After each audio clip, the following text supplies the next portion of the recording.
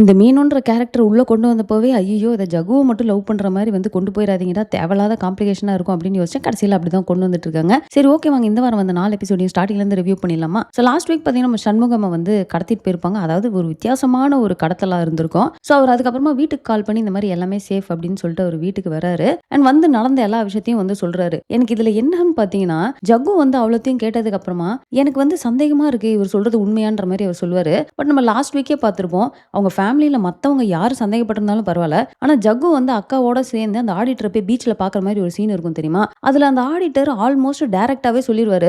"உங்க அப்பா வீட்டுக்கு வந்துருவாரு. நீ வந்து பயப்படாம போ. ஆனா வந்து பத்திரமா பார்த்துக்கோ" அப்படிங்கிற மாரி அவர் டைரக்ட்டாவே வந்து சொல்லி மிரட்டிட்டு போயிருப்பாரு. கிளியராவே தெரியுது அவரு தான் வந்து இந்த வேலைய பார்த்துருக்காருன்னு. ஆனா இதுக்கப்புறமாவும் ஜக்கு வீட்ல உட்காந்துட்டு, "அப்பா சொல்றது உண்மையானே எனக்கு தெரியல. எனக்கு சந்தேகமாவே இருக்கு. இதெல்லாம் கதை மாரி இருக்கு" அப்படிங்கிற மாரி அவர் சொல்றது வந்து என்னால வந்து ஒத்துக்க முடியல. அண்ட் ஒரு சைடு பார்த்தீங்கன்னா, நம்ம போலீஸ், அதாவது சித்தார்த்தோட அப்பா இருக்காரு இல்லையா? ஸோ அவரு போயிட்டு வந்து எல்லா கதையும் கேட்குறாரு. அண்ட் அவருக்கு வந்து எல்லாமே உண்மை அப்படிங்கிற மாரி தெரியுது. ஏன் அப்படின்னு பார்த்தீங்கன்னா, இந்த பிளட் டெஸ்ட் எடுக்குறாங்க. அதுல வந்து ட்ரக்ஸ் இருக்கு அப்படிங்கிறத வந்து கன்ஃபார்ம் பண்ணிடுறாங்க. ஸோ போயிட்டு ஆடிட்டர்ட்ட பேசுறப்போ பார்த்தீங்கன்னா, அவரு தான் ஆல்ரெடி பிக் ஷாட் அப்படிங்கிற மாரி சொல்றாங்க இல்லையா? ஸோ அவரு வந்து நீங்க வந்து எவிடன்ஸ் இல்லாம நீங்க எதுவும் பண்ண முடியாது. நீங்க எவிடன்ஸ் இருந்தா வந்து கூட்டிட்டு போங்கன்ற மாரி அவர் சொல்றாரு. பட் நம்மளோட சித்தார்த்தோட அப்பாக்கு வந்து ஒரு மாரி ஷுவராவே தெரிஞ்சிருச்சு இவர் தான் பண்றாருன்னு. சரி பார்ப்போம். இப்ப நம்ம அவர உள்ள புடிச்சு போட்டோம்னா எப்படி இருந்தாலும் அவர் ஏதாவது பண்ணி வெளிய போயிருவாரு. ஸோ கரெக்ட்டான மொமெண்ட்க்கு வெயிட் பண்ணுவோம் அப்படிங்கிற மாரி அவரு வந்து கொஞ்சம் இதுவா இது பண்ணிட்டு இருக்காரு. இந்த டைம்லயுமே வந்து அவர் சித்தார்த் கிட்ட இந்த மாரி ஒரு ஃபேமிலி உனக்கு வேணுமா? இந்த ஃபேமிலில இருந்து ஒரு பொண்ணு உனக்கு வேணும் அப்படிங்கிற மாரி யோசிச்சுக்கன்னு சொல்லிட்டு இருப்பாரு. பட் அத கேட்டுட்டு அவங்க அம்மா அந்த சைடு சொல்றது வந்து நல்லா இருக்கும். அதாவது அந்த பொண்ணு வந்து அவ்ளோ கஷ்டப்படுறப்போ கூட நிக்கிறவன் தான் வந்து உண்மையா வந்து லவ் பண்றவன். ஸோ நீ அவங்க அப்பா சொல்றதெல்லாம் கேட்காத அப்படிங்கிற மாரி அவங்க அம்மா வந்து சொன்னது. ஸோ ஆல்மோஸ்ட் பார்த்தீங்கன்னா, இந்த கேரக்டர்ஸ், அதாவது அவங்க அப்பா, அவங்க அம்மாலாம் வந்து எல்லா சிச்சுவேஷன்லயும் அந்த கன்சிஸ்டன்ட்டா வந்து அவங்க கேரக்டருக்கு ஜஸ்டிஸ் பண்றது வந்து நல்லா இருக்கு. அண்ட் இன்னொரு சைடு பார்த்தீங்கன்னா, நம்ம கிரிஜா வந்து ஒரு மாதிரி சாப்பிடாம, ஏன்னா அவங்களுக்கு வந்து பொண்ணு பார்க்கணும். அந்த இடத்துல வந்து சண்முகம் வரல அப்படின்னு சொல்லிட்டு எக்கச்சக்க பிரச்சனை ஆயிடுச்சு இல்லையா? ஸோ அவங்க அத நினைச்சு ஃபீல் பண்ணி சாப்பிடாமலே இருந்துட்டு, கரெக்ட்டா வெளிய எங்கேயோ நடந்து போறாங்க. ஆனா எங்க நடந்து போறாங்கன்னு தெரியாது. காரிடார் அப்படியே லிஃப்ட்டுக்கு போயிட்டு இருப்பாங்க. பார்த்தா மயங்கி கீழ விழுற மாரி இருக்கப்போ, கரெக்ட்டா நம்ம சித்தார்த் வந்து புடிச்சிருவாரு. ஸோ சித்தார்த்துக்கு வந்து குடுத்திருக்க டாஸ்க்கே வந்து என்ன அப்படின்னா, கிரிஜாவோட க்ளோஸ் ஆவுறது அண்ட் அவங்க அப்பாவ அவங்க கிட்ட இருந்து பிரிக்கிறது. ஸோ டக்குன்னு அந்த ஆப்பர்ச்சுனிட்டி அவர் யூஸ் பண்ணிக்கிட்டு, அவ பேசுற விஷயம்லாம் பார்த்தீங்கன்னா சூப்பரா இருக்குங்க. அன்னைக்கு உங்க வீட்ல நடந்தது எல்லாமே வந்து அந்த ஃபேமிலி மூலியமா நான் தெரிஞ்சுக்கிட்டேன். ஒரு பேரண்ட்டா அவங்க கேட்டது எல்லாமே கரெக்ட் தானே.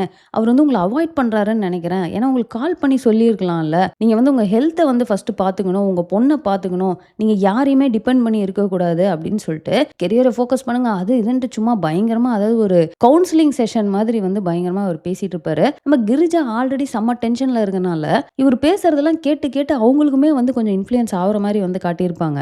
ஸோ சண்முகம் பார்த்தீங்கன்னா வந்து கிரிஜாவ பார்க்கறதுக்காக வராரு. பட் அதுக்கு முன்னாடி மல்டிபிள் டைம்ஸ் அவர் வந்து கால் பண்ணி பார்க்குறாரு. இவங்க எடுக்க மாட்றாங்க. செம்ம கோவத்துல இருக்கனால. அண்ட் நேர்ல மீட் பண்ண வராரு. வந்துட்டு நடந்த விஷயத்த சொல்றாரு. பட் அத சொன்னோனே பார்த்தீங்கன்னா, நம்ம கிரிஜாவால ஒத்துக்கவே முடியல. சும்மா ஏதோ வந்து கதை சொல்றாரு அப்படிங்கிற மாரி தான் வந்து அவங்களும் ஃபீல் பண்றாங்க. பட் இதுல என்ன ஆயிருது அப்படின்னு பார்த்தீங்கன்னா, இந்த ஆர்கியூமெண்ட்ல கிரிஜா தேவையில்லாத மாரி நெறைய விஷயங்கள் வந்து பேசிடுறாங்க.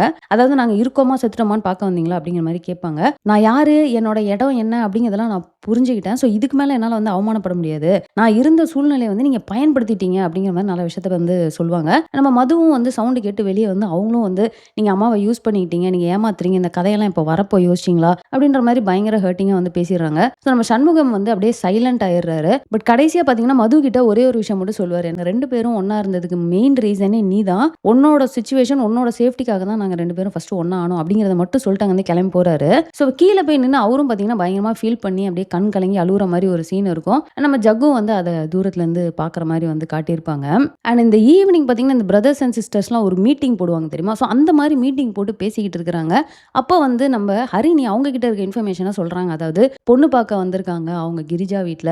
இவர் அங்கேயும் போலயாம் அப்படிங்கிறதெல்லாம் பேசிக்கிறாங்க. ஸோ அந்த பொண்ணு பார்க்க வந்திருக்காங்க அப்படிங்கிறத மட்டும் கேட்டுட்டு, நம்ம ஜக்குவோட ரியாக்ஷன பார்க்கணுமே. அப்படியே திருட்டு முழி ஒண்ணு முழிச்சுட்டு நின்னுட்டு இருப்பாரு. அண்ட் அதே மாரி நம்ம சித்தார்த் வந்து ஹரிணி கிட்ட நடந்த விஷயங்கள் எல்லாமே வந்து அவரு பெர்ஸ்பெக்டிவ்ல வந்து அவர் எக்ஸ்பிளைன் பண்ணிட்டு இருப்பாரு தெரியுமா? ஸோ அந்த சீன்ல ஹரிணி வந்து பயங்கரமா பொசசிவ் ஆவுறாங்க. But at the same time அவங்களுக்கு இந்த விஷயத்த பண்ணியும் முடிக்கணும். ஸோ அந்த இடத்துல அந்த ஒரு வேரியேஷன் வந்து அழகா காட்டியிருப்பாங்க. அவங்களுக்கு எனக்கு என்னமோ அவங்கள பார்க்கறதுக்கு பாவமா இருக்கு. அப்படிலாம் சொல்றப்போ, அவங்க என்ன பாவமா இருக்கு? அவங்களால தான் எங்களுக்கெல்லாம் இந்த நிலைமை அப்படின்னு சொல்றப்போ, அது அவங்களால கிடையாது. அது உங்க அப்பாவால அப்படின்ற மாரி அவர் சொல்வாரு. ஸோ எல்லாம் கேட்க கேட்க ஹரிணிக்கு வந்து பொசசிவ் ஆகும். But at the same time நீ வந்து அவங்களோட இன்னும் கொஞ்சம் க்ளோஸ் ஆவு. எப்படியாவது அப்பாட்ட இருந்து அவர பிரிச்சிரணும் அப்படிங்கிறதையும் வந்து திரும்ப சொல்லிட்டு இருப்பாங்க.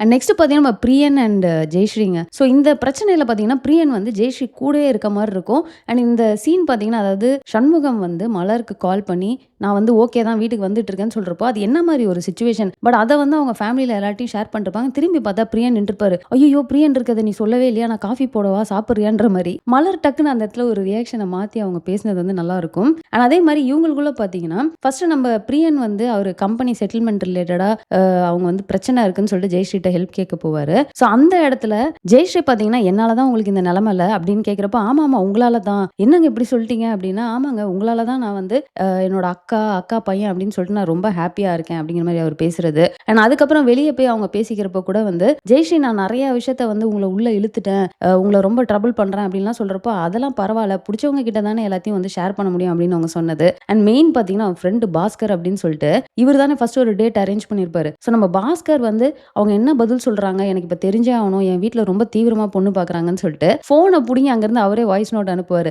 ஆனால் நம்ம பிரியனுக்கு இருக்க கான்ஃபிடன்ஸ் இருக்கு தெரியுமா, கண்டிப்பாக ஜெயஸ்ரீ நோ தான் சொல்லுவாங்க அப்படின்ற மாதிரி அவர் யோசிச்சுட்டு இருப்பாரு. பட் அந்த இடத்துல பிரியனுக்கு லைட்டாக ஒரு ஹெசிடேஷன் இருந்த மாதிரி தான் தெரிஞ்சது. நெக்ஸ்ட் பார்த்தீங்கன்னா நான் ஸ்டார்டிங்கில் பேசினேன் இல்லையா, அந்த ஒரு தேவையில்லாத காம்ப்ளிகேஷன் என்ன அப்படின்னு பார்த்தீங்கன்னா நம்ம மீனு வந்து ஜகுவோட ஃப்ரெண்டு சசி இருக்கார் இல்லையா, ஸோ சசி கிட்ட போயிட்டு இந்த மாதிரி ஜகுக்கு வந்து என்ன லவ் பண்ற ஐடியா இருக்கான்னு நீ கேட்டியா, அவன் என்ன சொன்னான் அப்படிங்கிற மாதிரிலாம் வந்து பேசுறாங்க.